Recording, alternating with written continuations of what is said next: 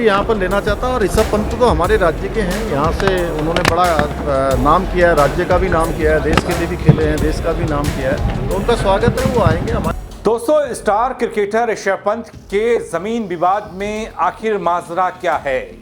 पंत के दावे के बाद अब प्रशासन का बयान सामने आया है। प्रशासन ने जो सफाई दी उसने पूरे मामले को नया मोड़ दे दिया। क्यों नया ट्विस्ट?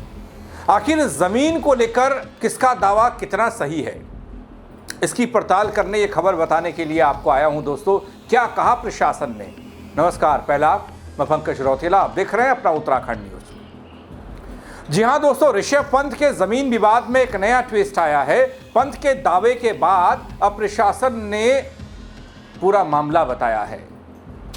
आखिर सच क्या है, कौन सा दावा सही और कौन सा गलत है? खबर को अंत तक जरूर देखिएगा, सब समझ पाएंगे। दोस्तों, उत्तराखंड के मूल निवासी और भारतीय क्रिकेट टीम के स्टार क्रिकेटर ऋषभ पंत का हरिद्वार जिले के रुड़की के ढंडेरा से पुराना रिश्ता है। रेलवे स्टेशन के सामने उनका पुश्तैनी मकान, परिवार द्वारा संचालित स्कूल, जो बीच में खूब चर्चाओं में रहा और एक बार फिर से इसकी चर्चा हो रही है जब ऋषभ पंत एक ट्वीट के जरिए उत्तराखंड के मुख्यमंत्री को टैग कर ये कहते हैं कि वो 3 साल से धक्के खा रहे हैं, उनको उत्तराखंड में जमीन नहीं मिल रही है। अब दोस्तों, खबर यह है कि सोशल मीडिया पर जमीन से जुड़े मामले की चर्चा के बाद तहसील प्रशासन ने भी पूरे प्रकरण की जानकारी जुटाई है। प्रशासन का यह कहना, ऋषभ पंत या उनके परिवार की ओर से जमीन को लेकर कोई आवेदन सामने नहीं आया। दोस्तों, यहां मैं आपको बता दूं, ढंडेरा रेलवे स्टेशन के पास मकान है ऋषभ पंत का, परिवार का पुश्तैनी मकान का। करीब 2000 वर्ग फुट क्षेत्र में बने इस मकान का निर्माण उनके दादा दादी ने कराया था, ऋषभ पंत की दादा दादी ने। बाद में उनके पिता राजेंद्र पंत ने घर का नवीनीकरण कराया, रिनोवेट किया। मकान पर ऋषभ पंत और उनके दिवंगत पिता के नाम की पट्टिका भी लगी हुई है। फिलहाल दोस्तों, ऋषभ पंत की माताजी सरोज पंत इस घर से जुड़ी जिम्मेदारियों को संभाल रही हैं। हालांकि मौजूदा स्थिति में वो यहां मौजूद नहीं है अपने घर पर, वो पिथौरागढ़ में बताई गई। लेकिन इसके अलावा दोस्तों, ढंडेरा में बुचड़ी फाटक के रास्ते रेलवे स्टेशन के नजदीक न्यू मॉडर्न पब्लिक स्कूल चलता है और उसका संचालन कौन करता है? यह स्कूल ऋषभ पंत के पिता राजेंद्र पंत के समय से चल रहा है दोस्तों। बाद में उनकी मां सरोज पंत ने इसके संचालन की जिम्मेदारी संभाली जब पिता नहीं रहे। दोस्तों, इस सब बातें मैं क्यों कर रहा हूं? क्योंकि ऋषभ पंत ने एक आधी रात को एक ट्वीट करके मुख्यमंत्री को टैग करके ये कहा कि उन्हें 3 साल से धक्के खाने पड़ रहे हैं, लेकिन उत्तराखंड में जमीन नहीं मिल रही है। और यहां ये भी आपको बताऊं कि कुछ समय पहले ऋषभ पंत के मकान के सामने रेलवे की ओर से पिलर लगाए गए थे। जमीन को लेकर विवाद चर्चा में रहा था। रेलवे की तरफ से दावा किया गया था कि जमीन की ओर गेट निकाला गया है रेलवे की, और रेलवे भूमि के हिस्से में पार्किंग और गमले रखे गए हैं। मामला बढ़ने के बाद रेलवे अधिकारियों ने वहां पिलर लगाए थे, लेकिन स्थानीय विरोध के चलते आगे की कार्रवाई रोक दी गई। बाद में इनमें से कुछ पिलर वहां से गायब हो गए। लेकिन दोस्तों, मौजूदा वक्त में सोशल मीडिया पर जमीन का मामला, ऋषभ पंत का मामला सुर्खियों में है।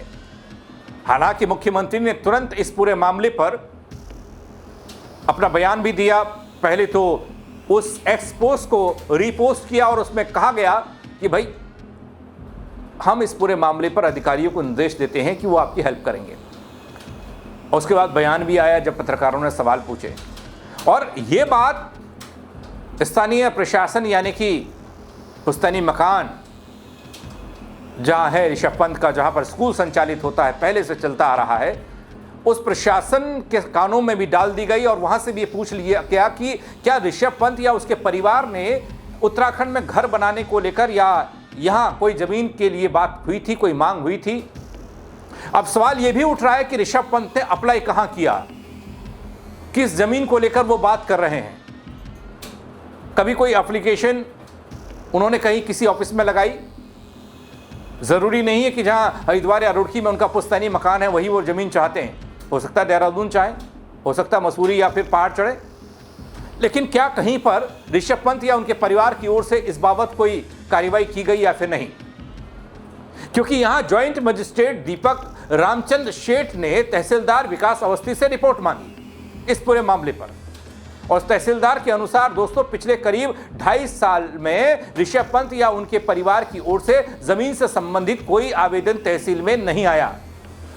जबकि ऋषभ पंत ने अपने पोस्ट में यह कहा कि 3 साल से वो धक्के खा रहे हैं, 3 साल से उन्हें जमीन नहीं मिल रही है, आप मदद कीजिए मुख्यमंत्री जी।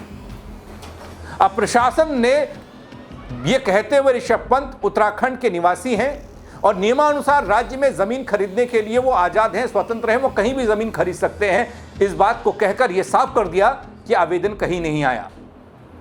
तो क्या ऋषभ पंत ने बिना आवेदन किए ही इस बात का जिक्र कर दिया?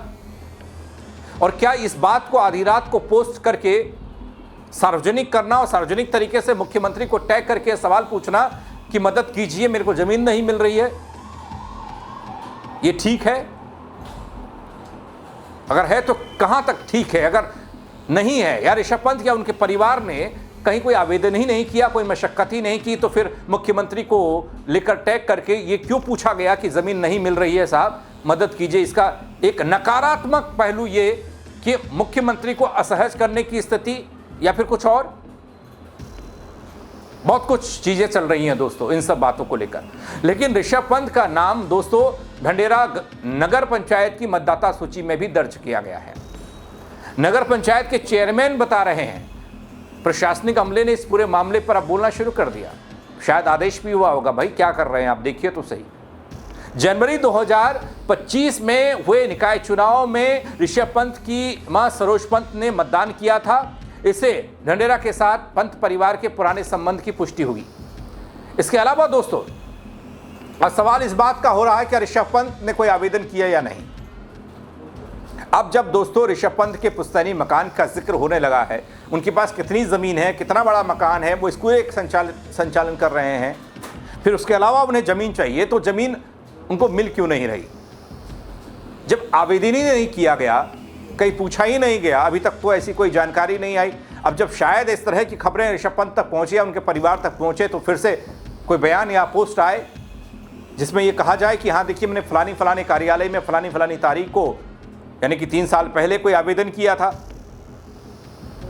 जमीन को लेकर सोशल मीडिया पर चल रही ये चर्चाओं के बीच, इस बहस के बीच फिलहाल प्रशासन की तरफ से यह तस्वीर साफ कर दी गई है दोस्तों कि पिछले करीब 2.5 साल में पंत या उनके परिवार की ओर से जमीन को लेकर कोई आवेदन तहसील में नहीं हुआ।